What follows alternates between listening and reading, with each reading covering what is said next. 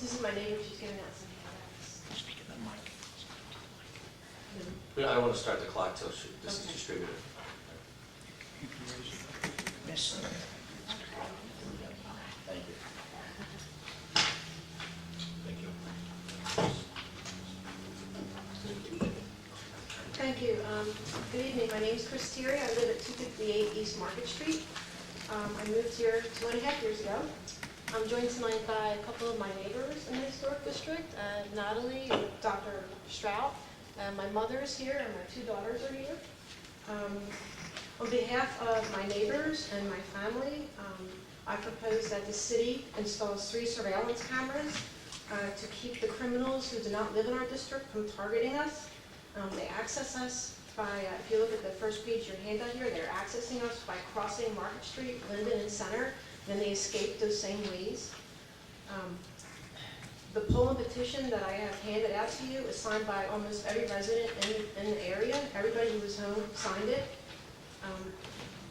In going around with this petition, time and time again, I've met residents who've lived here 20 to 50 years who have never seen a crime like this. There's a false sense of security in our neighborhood. Everybody's in bed by 9 o'clock. It's peaceful and calm and walking around with your dog and your kids, but then about once a month a crime happens and it's a bad one. We are a law-abiding group in the historic district. We take very little from the city. We don't have domestic violence. We don't have mentally ill people running around and drug dealers. None of these crimes are being committed by people who live here. In addition, we are a large tax base for the city, and we're also a great contributor, for probably the greatest residential contributor to your tax revenues. We have to light our houses at Christmas for the Christmas celebration.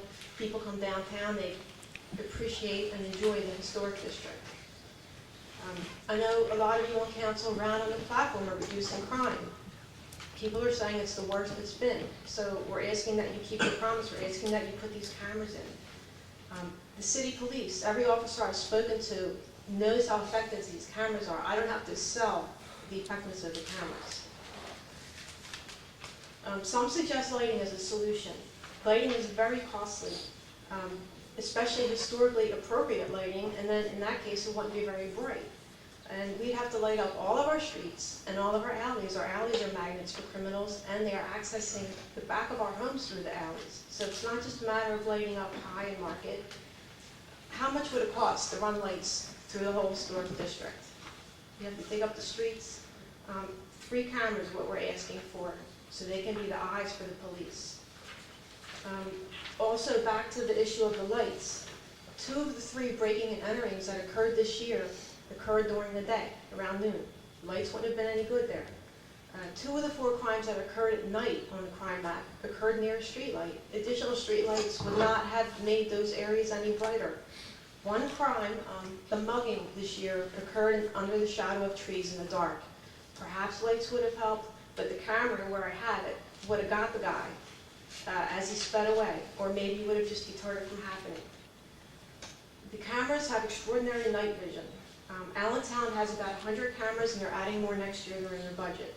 The last page of your handout is a letter from Allentown's Mayor Pulaski saying how effective the cameras are. He says that they are excellent evidence. When they save prosecution costs. When a criminal tries to appeal or fight the charges, he said that the city shows them, we have you on video, buddy, and they drop the law, the appeals. In addition, frivolous lawsuits about police abuse.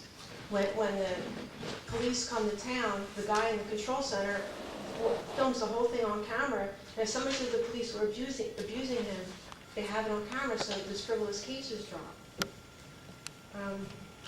So in my poll there, 100% of the people in our community want the cameras. I went to our neighborhood town watch meeting. Everybody there signed it. That's page 6. 46% of the people surveyed in our district no longer feel safe inside of their homes. It's almost half the people don't feel safe inside their homes anymore. 18% are moving or thinking of moving due to the crime. 90% of us will appeal our taxes if our property values drop. It's almost everybody. because reduced property values, or, I'm sorry, increased crime reduces property values. I would have moved here if I would have known people were being duct taped in their basements and with armed robbers, okay? I would have moved here if I knew this.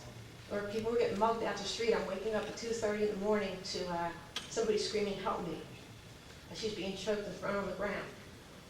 So if we appeal our taxes because our values go down, your revenue will be reduced. Thank you. If you have anything else written out, we'll make that part of the record note. What's that? If you want to submit your cards, we'll make every concept there part of the record. No, that's all Okay, I'm going to refer this to the police commission. I know you and I played phone tag a little Yeah. bit, and I think you might have spoken to Commissioner Penix, but we'll refer this issue to him. right. No questions or anything? My neighbors are here? or- Your neighbors are more than welcome to speak under the courtesy of the floor if they would Let like. one of them finish for you. You guys want to finish? Any other public comment? The gentleman over there? Wait, let me come back. The lady.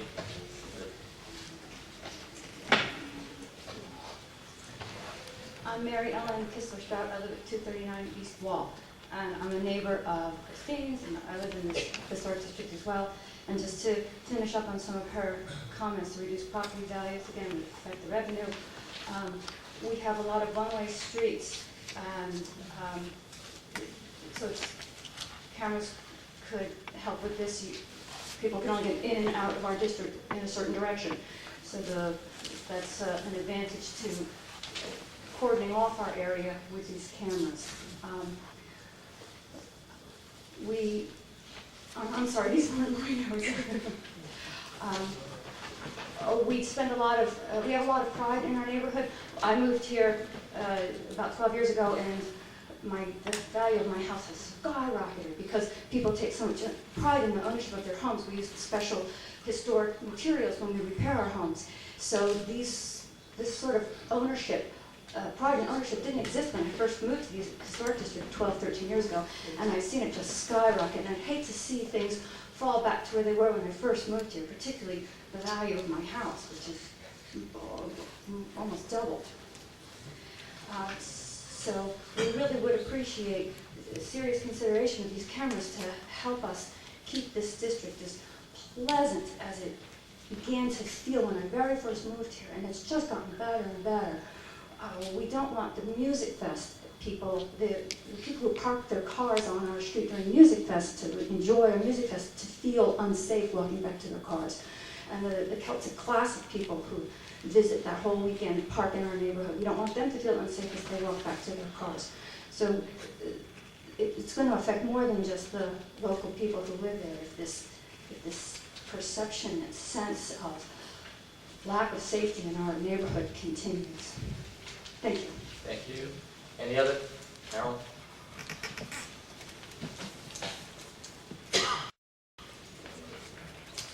This is Crazy Center Street. I've been listening to the passionate responses from these two women. And years ago, I felt exactly the same way. Lifelong resident of Bethlehem, growing up I used to walk in the historic district and look at the beautiful architecture, the well-maintained structures, the lawns. How lovely. Wishing I could afford to live there. That was not to be, however. And yet I, on Center Street, love my area as well. And some of you know specifically that, yes, we've had our problems. And now there's at least, shall we say, a capital. So I do appreciate all the effort that was put into that. So the idyllic Market Street, east and west, who would have thought? No one would have thought that this is happening in our beautiful historic district. And I share their sentiments, and I would ask that something be addressed to help these people too, because some of the people have come to our block watch meeting. I thank you for your time. Didn't get my.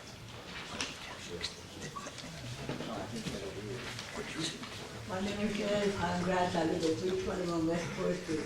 There are two things I need to say. Mr. Haynes, you are 100% correct in your statement that parking should be provided for the merchants on Main Street. At the last council meeting, I sat in my appointed street, and don't anybody sit in my street. While I listened to all these people speaking about the ice rink, what struck me was the number of people who came to speak in favor of the ice rink who do not live in the city of Bethlehem. Now, it is my understanding that my money from the city of Bethlehem is supposed to support the city of Bethlehem. It was surprising to me that most of the people who spoke in favor of the ice rink do not live here. Most of the people who shop on Main Street live in the city of Bethlehem. So where should the money be better allocated than to benefit the people of the city of Bethlehem? Is that not correct? My other concern is you stand alone. Where are the rest of the merchants on Main Street coming in a body to a council meeting rather than have Mr. Haynes from the Hotel Bethlehem stand here alone? Again, I will repeat for you, most of the people who spoke in favor of the money for the ice rink do not live in the city of Bethlehem. Remember what I just said. Now, beyond that, when we now should have 7 people, 5 members of the zoning hearing board, and 2 alternates, I should hope that you will make it appear or make it happen, that it will have the same appearance as we have on city council, namely that we have women on the zoning hearing board. I should hope to see that we would have at least 2 women, either as members of the zoning hearing board or even as an alternate, because we all know that women know how to think. Believe you me, I tell you the truth. Now, I am not pleased by one incident tonight, and that is Mr. Antalis asked a very sensible question. What is the history behind Silvex Road? It is not a laughable matter. There is a reason why it is called Silvex Road. College Road is a generic term. It denotes nothing. Silvex Road has a long, long history in the city of Bethlehem. So I don't appreciate when a member who is employed by my tax dollars belittling someone in the audience asking a legitimate question. And before I sit down, I have one more comment to make, and that is, Mr. Spadoni, you're looking good tonight. Thank you. Any other comments? Thanks. Meeting's adjourned.